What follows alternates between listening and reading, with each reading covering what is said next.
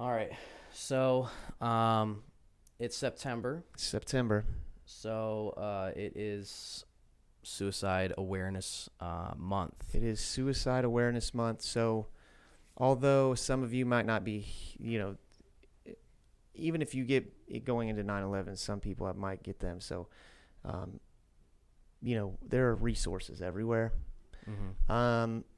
civilian and military side. But obviously, like we are, in the Navy. So, I want to talk a little bit about military suicide awareness, and that's important.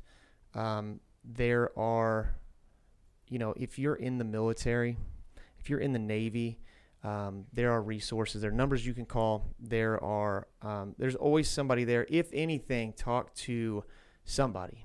Talk to the person next to you. I know me and you have talked about it. I have had friends in the Navy that I know commit suicide, and I had no idea. One of them happened in the room right next to me. Yeah. So it's hard. But this is Suicide Awareness Month. So if there's somebody out there that you haven't talked to in a while, and if you're in the military, reach out and text somebody you served with. 100%. Communication is key. Yeah. So, I know we've had an episode where we talked about mental health awareness. Yeah. And we talked about 22 a day, the Till Valhalla Project. I'm a huge advocate. I would encourage anybody to go to that site, and they give back so much for people. The 22 a day, obviously, like we've talked about before, is 22 push-ups a day, because for military, 22 service members daily, on average, commit suicide, and it's not acceptable. A lot of times after they get out, not everybody has PTSD, and you can get PTSD not being in the military. But we've talked about that stuff too. But it's important. That's why I say, like, if you were in the service, or you're still in, buddies who've gotten out, maybe they got out thinking they were going to go to something better, they haven't. Text them. Reach out to somebody. And if you're struggling, I don't care. I'll give you my phone number. It's on every post I have, 765-969-4313. Call me. And I know Petty Officer Levesque is the same way. So Till Valhalla Project, they sell T-shirts, bracelets, metal bracelets, remembrance bracelets, and then they create plaques and deliver them to the families. It is amazing. So you do 22 push-ups a day in remembrance of those.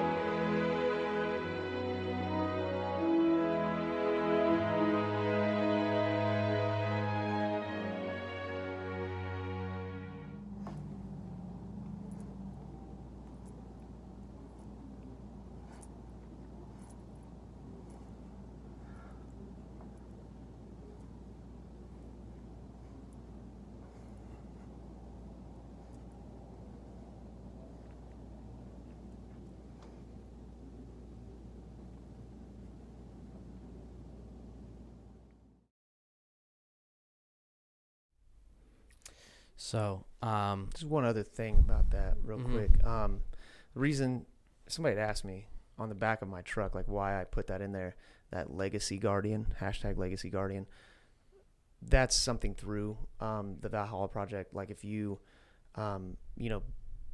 donate whatever, you're a Legacy Guardian. And they do. It's anybody can go and purchase anything, or you can just donate. The 22 a day, like, bracelets, but they also have, like, kind of veteran military type, not just like the PTSD and the suicide awareness shirts, but then they have shirts with, like, motivational things, and bracelets too. Like, I have one that says "keep effing going." Obviously we know what that means, but they don't write it out. Like, it's just, keep going, keep driving forward, don't let yourself fall. I got shirts that say, stumbling's, I'm trying to remember exactly. It's like stumbling's acceptable, falling's acceptable, sweating's acceptable, puking's acceptable, quitting is not. Yeah. It's it's that type of help that military, like that's not exactly what you would say to somebody, but when you've been in the military, that means more to you. So definitely check it out. 100%. So we're gonna watch a video, a testimony of a suicide attempt survivor. Mm-hmm. It's a guy who was at his wit's end and thought he had a solution to his issues, and lived out in San Francisco and decided he was going to take his life by jumping off the Golden Gate Bridge. Right. And obviously he's here to tell you the story and about how that changed his life, and how he's moving forward to help people who have suicidal thoughts or are in a position where they think that that's the best option, and how through his story it is not the best option. And, right. We can go ahead and watch that.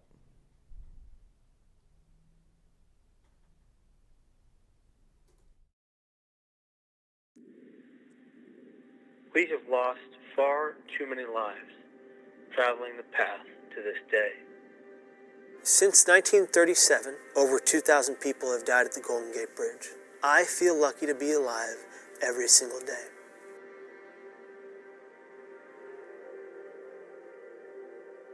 Of the thousands that have died off the Golden Gate Bridge, I am of the 1% who have survived.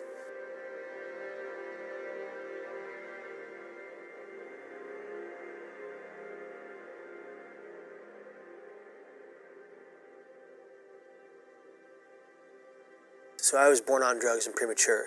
And then I bounced around from home to home.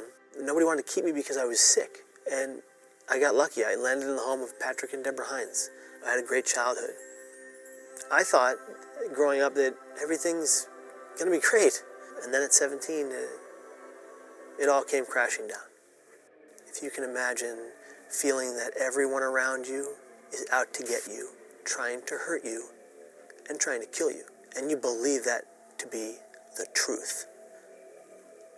From the extreme paranoia, I exhibited symptoms of mania. From the mania came the hallucinations, both auditory and visual. And so with that and the bipolar disorder, I just was spiraling out of control. I vividly remember writing my suicide note. People don't get it. Like, I thought I was a burden to everyone who loved me, because that's what my brain told me, because that's how powerful your brain is. I got off the bus.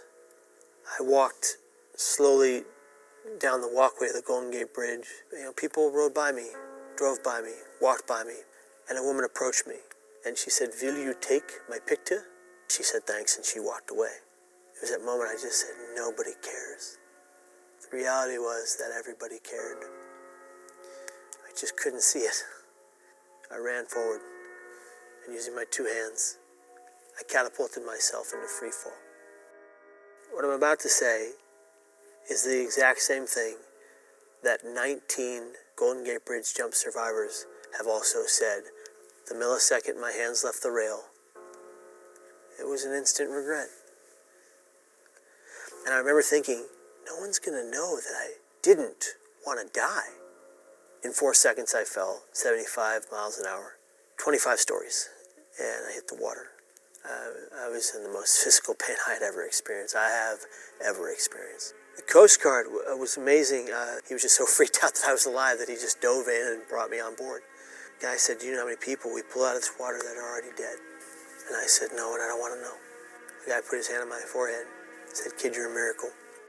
My father took one step into the hospital room, and I looked up at him and I said, "Dad, I'm sorry." And he said, "No, Kevin, I'm sorry." And if you think about it, both of our immediate reactions were guilt. Guilt that didn't belong to either of us. And even though I didn't die, I caused people a great deal of grief and pain. Just the day of my attempt still sits within them today. I asked my father if he still feared my death by suicide. He said every time the phone goes off, his first inclination is Kevin alive.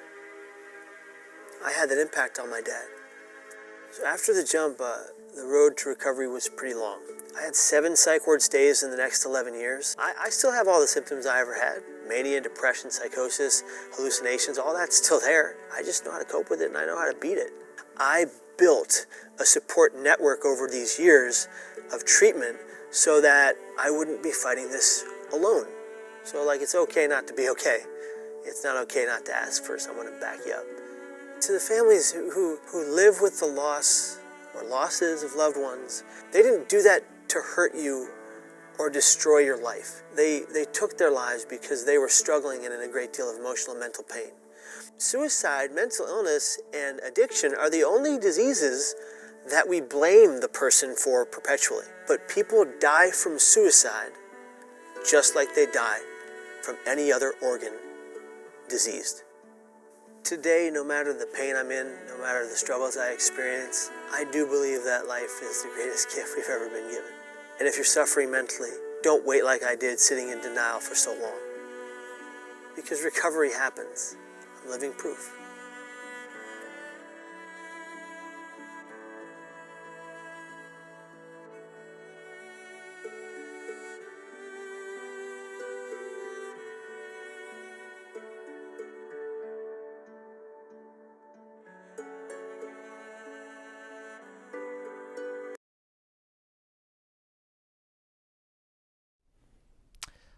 Well, Very different show today, I know. For those of you who are still here, thank you so much for being here. We like to get information out and we have fun doing it. But this was something I think that was important to both of us, both 100%. The original, the actual thing about 9/11, and then about this. And I know both of us have lost people to suicide in the military and outside of. And it really becomes communicate. If you have any thoughts or problems, please call somebody. Call me. Call somebody you love. But definitely reach out to people that you haven't talked to in a while, especially if you're in the military. 100%. For those of you in the military, just asking for help does not make you weak. No. At all. Nobody will make you feel that way. Don't let your pride get in the way of getting help. So most definitely we'll have those links, and make sure you come back next week, and won't be quite as sombering, but we really, really wanted to get this out and let everybody know that we've served with, that we're thinking of you. So we appreciate it for all that are here and who will listen to this later. And also click on the video below if you want to watch last week's episode of Don and, Nichols. You want to see that one. Yeah. And see you next week. Thanks, everyone.